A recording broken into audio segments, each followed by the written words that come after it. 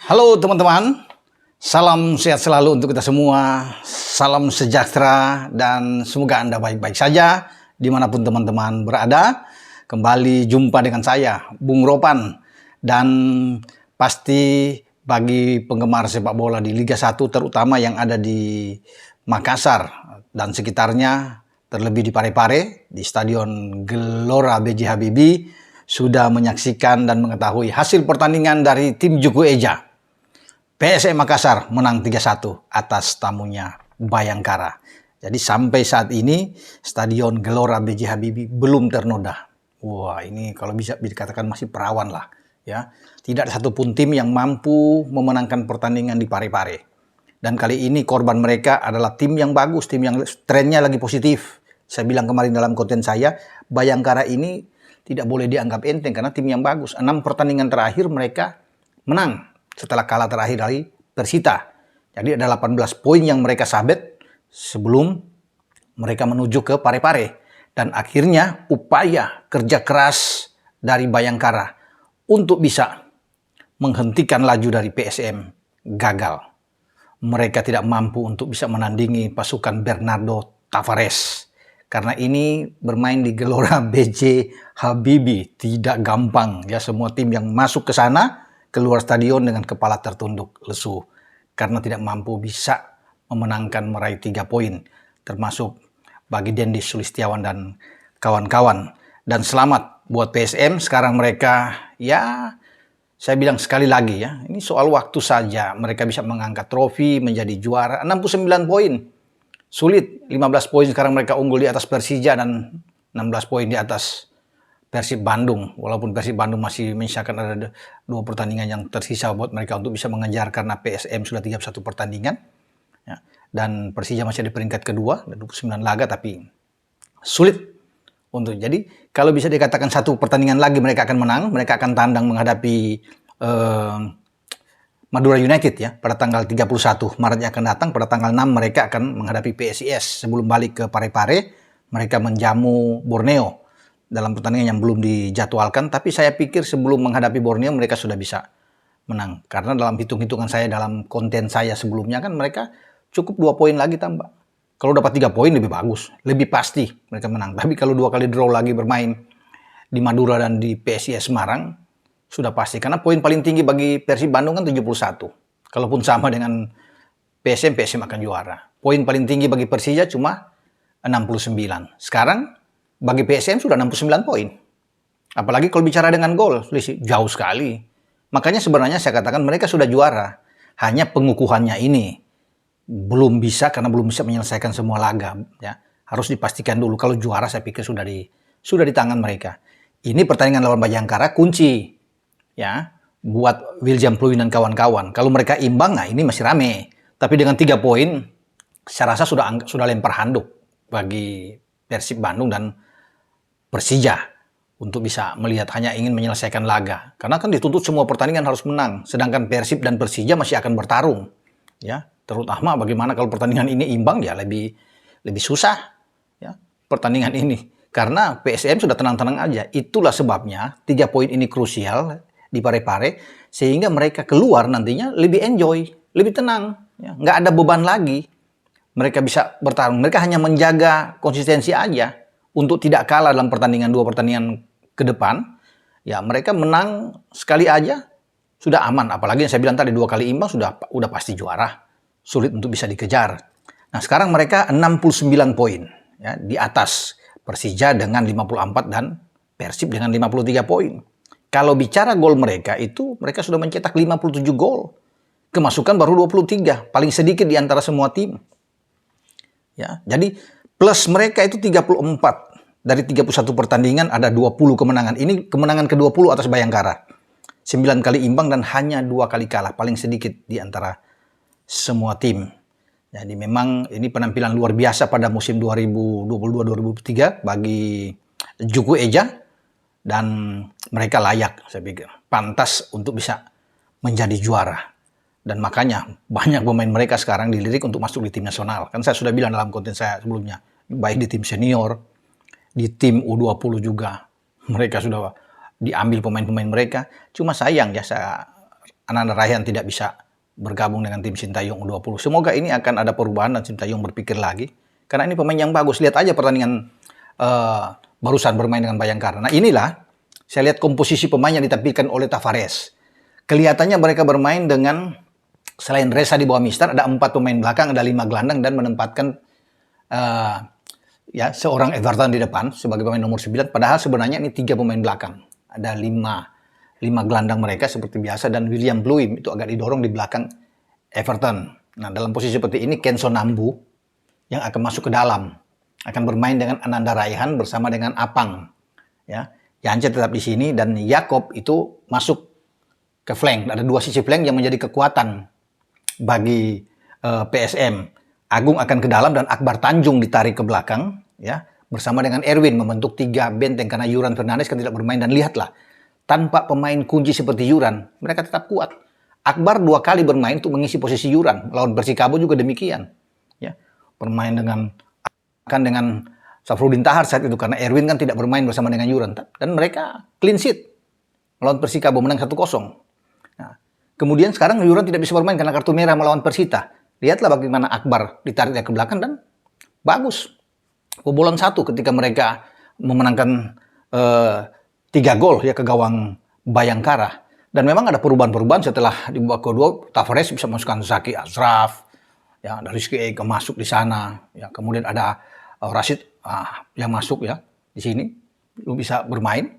Rashid Bakri, ada Ramadan Sananta juga ikut dimainkan di babak kedua. Donald bisa juga dimainkan di babak kedua. Nah itulah bagaimana cara dari Tavares untuk bisa melihat komposisi pemain untuk selalu bisa bergantian. Tapi yang paling penting bagi PSM yang saya lihat adalah penempatan Arfan dan Ananda Raihan yang begitu kuat. Ya, bermain lebih ke dalam sebagai double pivot yang bagus. Dan Ananda Raihan ini gelandang luar biasa, anak muda yang selalu muncul dari blind side ini ya. Ia akan coming from behind, masuk ketika PSM menekan. Memang mereka bermain agak pragmatis, tetapi ketika mereka mendapatkan bola untuk bisa menekan lawan, cepat sekali. Ananda itu muncul, membantu Kenzo, William Bluim, ada Everton ya di depan sebelum Ramadan Sananta bisa masuk. Ini luar biasa kecepatan Yance dan Kenzo untuk bisa muncul dari flank, sangat kuat, bermain tanpa kompromi lini belakang. Ya, Akbar Tanjung, Erwin Gutawa, Agung Manan itu lugas sekali di belakang untuk bisa menahan setiap serangan dari Bayangkara Dendi yang tidak bisa berkutik ya. Di depan kita bisa melihat mereka tidak bisa berbuat banyak. Matias Mir, ya. Kemudian ada Alex Martins itu, dan gol balasan mereka kan hanya dapat lewat sebuah set piece. Alex Mir bisa mengangkat bola dari sepak pojok dan Anderson Salas yang bisa menanduk bola. Tapi kita bisa lihat bagaimana permainan dari PSM ketika gol pertama itu dimulai dari seorang Ananda Raihan. Ya, Ananda Raihan itu bisa mencetak gol di menit ke-21. Itu dia ketika dia berawal dia memberikan bola kepada Everton. Everton memindahkan bola itu ke Yance. Yance melakukan crossing dan muncullah ya si anak muda ini Ananda Raihan untuk bisa menyambut assist dari Yance dan membuka keran gol bagi PSM. Ini luar biasa. Kombinasi yang sangat bagus. Dia yang memulai dan dia yang mengakhiri. Ananda Raihan. Makanya saya bilang ini pemain yang sebenarnya layak untuk bermain di tim U20 kita untuk Piala Dunia. Nah, kemudian gol kedua. Kita lihat. Ini sangat bagus sekali. Lolos dari jebakan offside ketika Akbar Tanjung mengangkat bola lambung ke depan.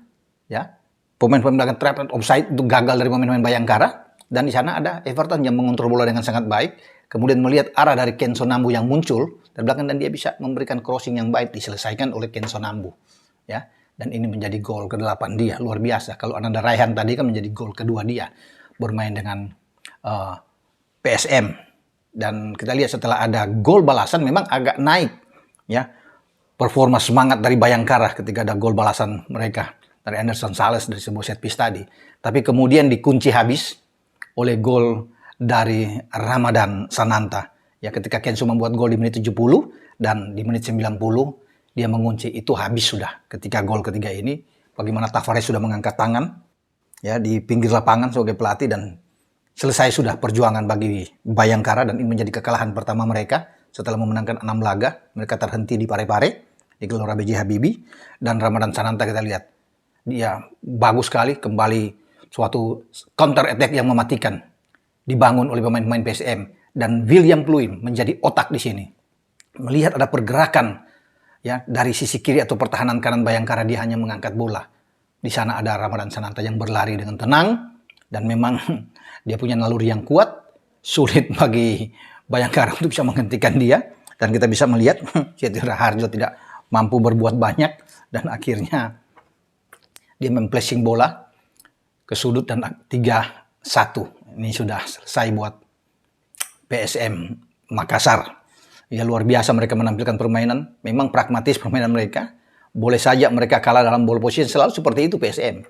Mereka tidak peduli kalah dalam ball position bagi Tavares. Tapi yang mereka butuhkan adalah hasil akhir. Itulah permainan sepak bola. Hasil akhir. Untuk apa unggul dalam ball position sampai 70%, bahkan 80%, tapi kemudian draw atau kalah? Kan nggak ada guna semuanya. Tapi kalah dalam ball position, biar lawan yang lebih unggul, mau 60% atau 55%, mereka cuma 45%, tapi hasil akhir 3 poin. Itu yang paling penting. Dan mereka bisa selalu memenangkan laga dengan demikian. Bertahan lebih dalam, counter attack. Dan ini gaya yang selalu tampilkan oleh pelatih hebat seperti Jose Mourinho, yang diterapkan juga oleh Bernardo Tavares. Kebetulan keduanya orang Portugal. Jadi mungkin Tavares ini bisa melihat bagaimana dia cara dari Jose Mourinho ini. Nah, kita tidak tahu apakah dia selalu pengagum dari Mourinho, tapi tipikal hampir sama dengan gaya pragmatis ya. Bertahan, banyak pemain-pemain gelandang yang kuat.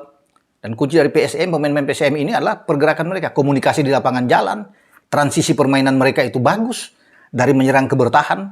Itu yang membuat gawang mereka tuh paling sedikit kebobolan. Karena semua ini pemain-pemain yang cepat bergerak ya, masih anak-anak muda di sana. Mereka menutup pergerakan lawan dengan sangat bagus, walaupun kelihatan bermain 3 back, tapi cepat sekali dua sisi flank. Yance dan Jakob ini turun ke bawah untuk bisa membantu. Ada Apang yang sangat kuat, dia bermain box to box di sini. Ada Ananda Raihan yang hebat. Ya, itulah menjadi kelengkapan mereka. Kita bisa melihat. Ya, Rashid Bakri masuk juga bagus. Jadi suatu kelengkapan dari permainan PSM yang ditata dengan baik, dengan racikan strategi dari Tavares yang membuatkan hasil yang luar biasa. Ya, mereka sederhana aja, tidak mewah. Ya, skuad mereka. Tetapi kita bisa melihat ini pemain-pemain bakal diincar oleh banyak klub. Ya, hati-hati buat manajemen PSM. Jadi mahal semua pemain mereka ketika menjadi juara. Dan kita bisa melihat kan, semua pemain-pemain sudah ditarik di tim nasional untuk bisa bermain. Dan tidak perlu khawatir bagi pendukung PSM. Wajar, harus bangga bahwa banyak pemain-pemain muda PSM ini itu bisa bersinar, kemudian dilirik oleh Sintayong juga di tim senior, ya tidak mengganggu. Ya, karena mereka setelah FIFA Matchday mereka akan bermain tanggal 31, kemudian tanggal 6 nantinya sebelum balik ke kandang. Dan semoga saya bisa ke sana ketika pertandingan melawan Borneo. Ini kita akan tunggu ya untuk melihat pesta di Gelora B.J. Habibie saat mereka mengangkat trofi dalam pertandingan terakhir. Dan ini seperti sudah ditakdirkan bahwa PSM itu bermain di kandang mereka melawan Borneo. Apalagi kalau sudah di saat mereka memastikan menjadi juara. Sehingga nggak ada beban sama sekali. Dalam 2 pertandingan tandang kalau mereka bisa menang sekali aja sudah aman. Atau 2 kali imbang yang saya katakan. Semua selesai dan kita akan tunggu itu. Mudah-mudahan saya akan ada di Parepare untuk ikut merayakan kemenangan dari PSM Makassar. Sampai di sini pembahasan saya untuk mereview hasil pertandingan yang dimainkan oleh anak-anak Juku Eja ini yang luar biasa. Di depan pendukung mereka yang dengan setia mendukung, ya sangat militan pendukung dari PSM ini untuk tim kesayangan mereka, dan membuahkan hasil yang luar biasa buat PSM. Ya. Sekali lagi saya mengatakan selamat buat pasukan Bernardo Tavares yang meraih 3 poin menghadapi tim kuat seperti Bayangkara. Dengan saya, Bung Ropan. Ciao.